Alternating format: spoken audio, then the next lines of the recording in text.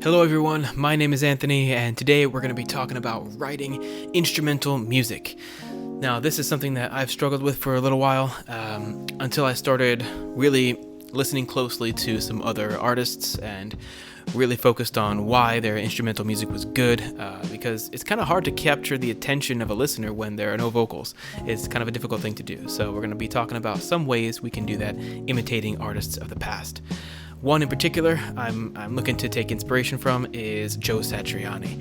Now, he's probably one of the first names that comes to mind when you think of instrumental guitar music or just the guitar in general. You know, he's one of the legends, of course. And my goal for this video was to write a song kind of like Satriani. A pretty big challenge writing a song like that. But that's what I did. I wrote something that kind of resembles something Satriani would do. Now, heads up, I cannot play the guitar anything like Satriani, so don't expect that level of guitar wizardry. Mine is going to be pretty standard stuff, nothing too complicated. But let's look at a few things I jotted down. I got a few notes here about what makes Satriani music particularly good in the world of guitar music. Well, one thing is that he uses familiar song structures. The particular song I'm thinking of, specifically for inspiration for the song that I wrote, is Crushing Day. It's from the Surfing with the Alien album, and it's a very typical song structure. It's got a verse, chorus, a verse, a chorus, a bridge, super long bridge, a series of guitar solos, and then he brings everything home again at the end with the final chorus. Basic pop, rock, metal song structure there. As far as the arrangement goes, the song is just basically a backing track. You know, you got drums, bass, rhythm guitar, and then a lead guitar playing over that. But what does he do to keep it interesting? How does he keep your attention throughout the whole song? Well, one key thing he does is he adds variation to the lead and to the rhythm parts, playing in different positions within the same key, within the same scale, changing modes at times, or even completely changing key, modulating the whole song up or down as the song progresses. Now, these are tips and tricks that he does in pretty much all the songs, and that good songwriters always do. Particularly the lead line is what's going to be keeping your attention because it plays a very strong melody.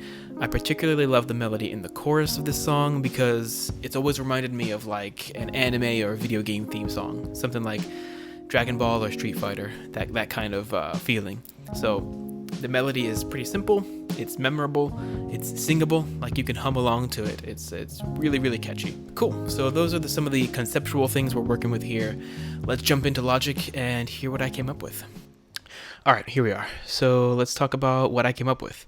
The structure is going to be the basic kind of song structure like we talked about before. Here you can see it on the right here. We got an intro, which is like a little riff, kind of brings us into the song, gets things started. It's pretty short. It's only a few bars, like 4 bars long. Then we get our first verse. Then we get a chorus with the main melody. Then we go to intro number 2. Just play the same intro riff again. And then we go into verse 2. Very similar, but a couple variations in the lead line. Then we go to chorus 2. You'll hear some variations in the second chorus as well. Then we get to the bridge, which has a little guitar solo. Then a cool down, where kind of the backing track kind of drops out, and it's just kind of like a lead part with some clean guitar. Typical pop kind of thing to do. And that happens before we get into the third chorus, where things get a little bit bigger. We actually change key for the last chorus. So that's a way to spice things up at the end of the song as well. Okay, so let's listen to the lead line in the chorus.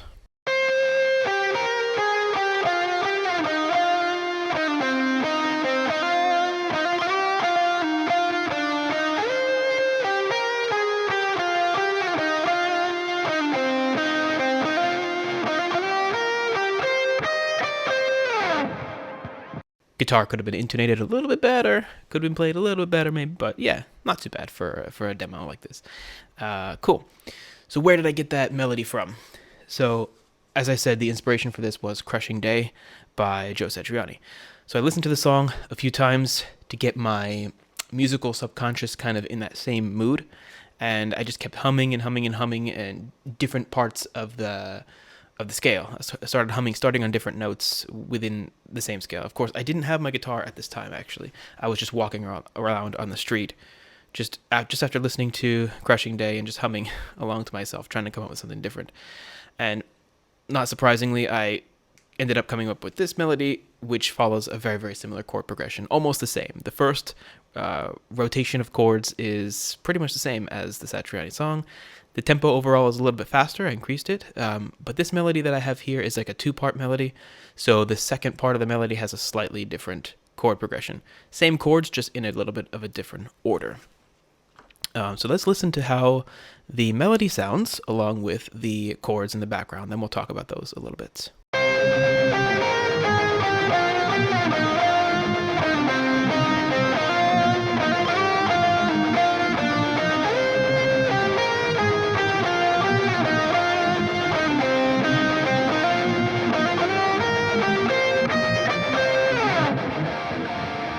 Sweet, so there's that. We're starting on that C minor.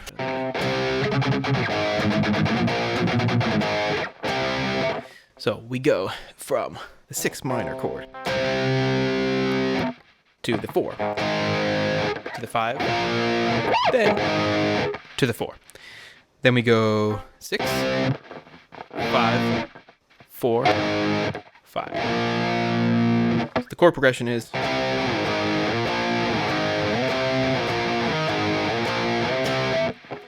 that's the whole chord progression of the chorus. I chose those chords. I chose to change it up for the second rotation, the second repetition of the melody, just because the melody itself starts in a different space and kind of accents different notes. And the way these chords worked with those notes was pretty cool, so I like that. There are some non-chord tones in here, so some people might feel that's a little strange, but I like it. I like the way it sounds. So non-chord tones just means that like the lead part is playing a note that is not found in the chord that's being played by the rhythm guitar. So the actual note is not in there. So it creates kind of a different texture, mood, a different feeling. So listen for those intervals as I play the melody basically again. I'll play that with the chords too.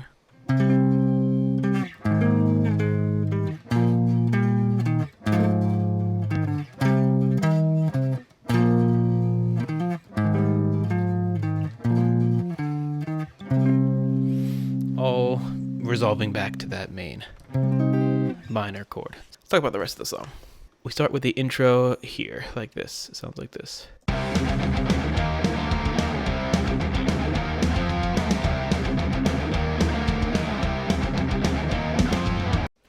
All right, that's a riff that I just came up with based on the starting chord of the progression, but instead we're going like up, we're not going down. We're going, enable the guitar. All right.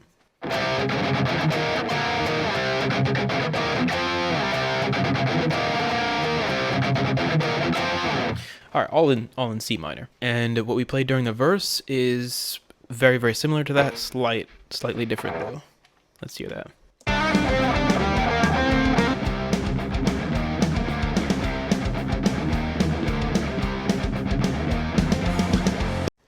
Okay, so the first part of the verse, the first 4 bars, are playing basically a simplified version of that riff.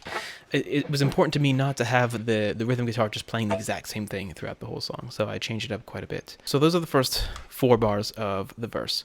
For the next 4 bars, we're going to move where we're playing within the same key. We're still going to stick into C minor, but we're just going to move to vamping on like an F rather than vamping on like the C minor as we were before. So you'll hear the riff just moves, and then the lead line will move as well. So let's listen to the whole first verse together.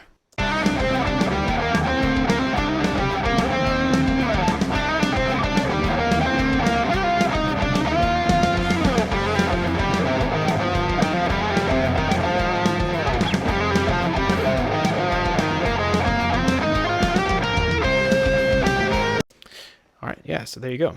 Part of the reason I wanted to do that is because I knew I wanted to lead into the chorus with something different than just staying within the same area of the key. So when I went down to that F, it enabled me to like build back up to the C.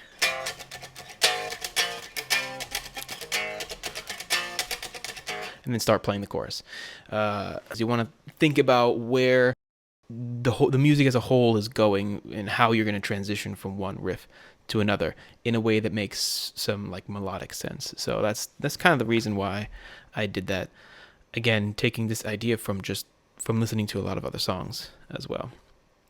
The lead part for the first verse is not as melodic as the chorus. It's just a little melody kind of thing I came up with while just jamming. So what I do to come up with stuff like that is I'll just loop it like this. Right? I just keep it on a loop and just keep it going and going and going and just start playing, and eventually I'll figure something out and I'll stick with it. I'll refine it and make it really specific. So I'll play just that little melody. So that's what I came up with for the verse. It's not really related to what's in the chorus. It doesn't necessarily have to be. It's a nice contrast. It's a different style. Then we go into the first chorus and then back to the intro. The intro is pretty much the same as it was right back here. We're going to go into verse 2. There are some variations in the lead line that I added in that. So listen to that all together. Listen for the changes in the chords as well.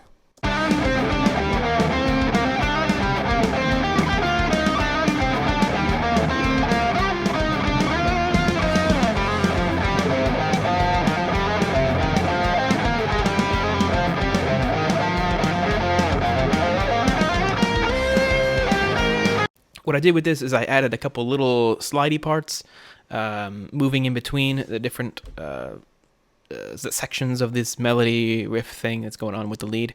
Just change it up a little bit. The backing track is exactly the same as the first. It's basically a copy and paste, but in the lead part, we do have some changes and keeps things a bit more interesting there. In the end here, I decided to just like go up the scale.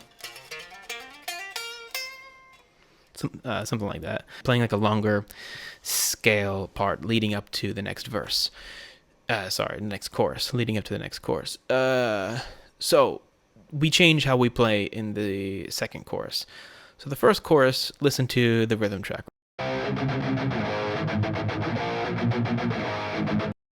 All right, so it's like that. It's played and it's kind of palm muted in between them, kind of mimicking the verse part. The second chorus, though, I wanted it to feel a little bit different, so we're strumming the chords and leaving them open instead.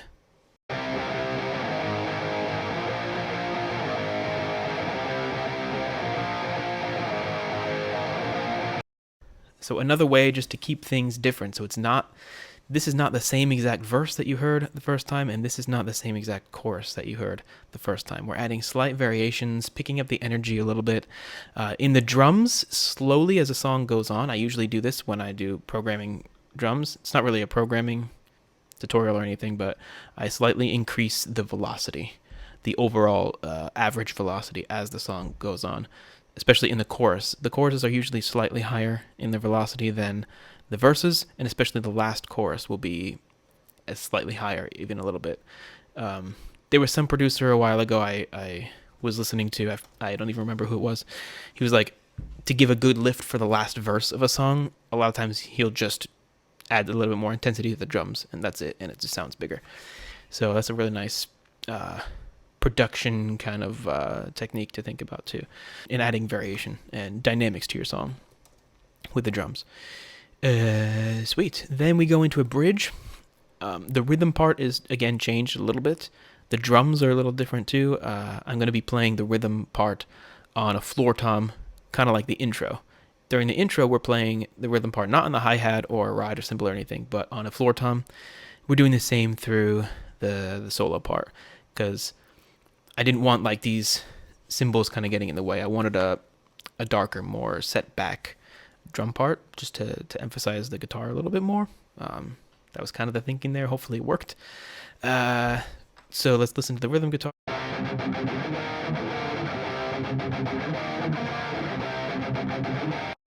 Okay, yeah, so very, very similar to what the verse was doing. So let's listen to the solo. This is my soloing. It's not going to be, anything incredible. It's going to be, it works, All right, so let's hear it.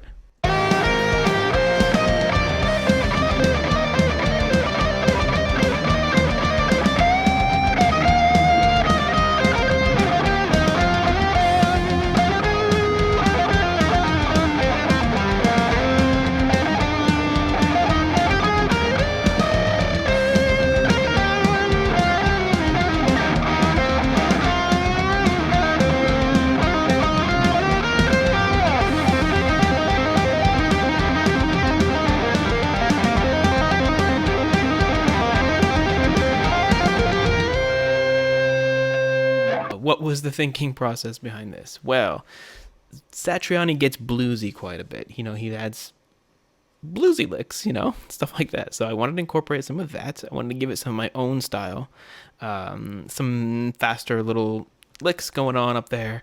I wanted to do tapping as well. So we got a regular kind of just, yeah, it's frozen. We get a little regular kind of soloing going on here, just whatever I came up with. And then we get a bluesier part here. That was a little bit intentional. I wanted to shift into that. And then the tapping part, that was a bit more intentional as well. Even though I'm not super great at tapping, but, in the end, it works. It works as a nice little solo. So there's that, yeah. We're going to listen to the cool down again and see how that gets us into the last chorus to the ending of the song. The last chorus repeats basically twice. And I've got an extra little guitar solo in there just to keep things interesting. So listen for the key change right about here. You're going to hear where it changes. Now, what are we changing? Well, during the rest of the song, as you may remember, we're going from C in the verse. We're going from C to F. But we're staying in the same key. We're still staying in C minor, basically. We're just changing where we're focusing on within the key. That is a fourth. So we're moving. F is the 4 of C minor or C major, whatever, and we're shifting it down a fourth. So I decided to do the same thing with the key change. We're moving actually up. We're going to move up a fourth. That's where it's going to go. And I arranged this little melodic cool down part specifically to lead into that. So you'll hear how the notes kind of guide your ear to an F, and then the whole band will shift into F. You'll hear.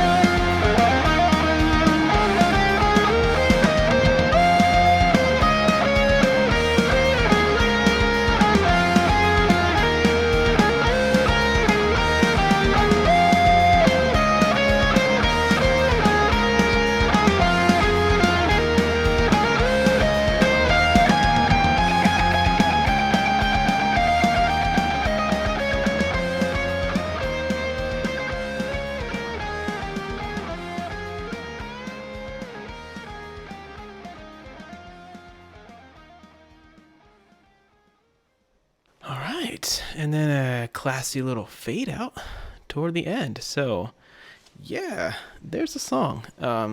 You'll notice with the chords in the last chorus, I move them up. So we're, again, like I said, we're moving up a fourth. And I'm strumming again, but I'm also playing the whole chord, actually, like this.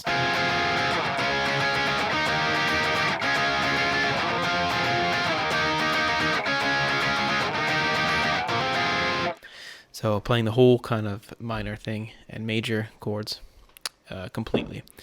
The little solo was just an improvised little thing. Improvised, to a degree by playing it over and over again several times and eventually coming up with that and settling on that as what I was going to play.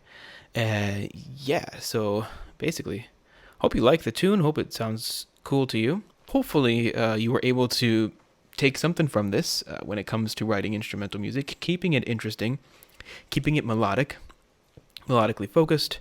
I'm going to post just a video of just the song so you can just listen to that and hear how it is all as one piece and how it all works together. That's it for this video. Happy writing, and I'll see you in the next one. Thanks. Bye.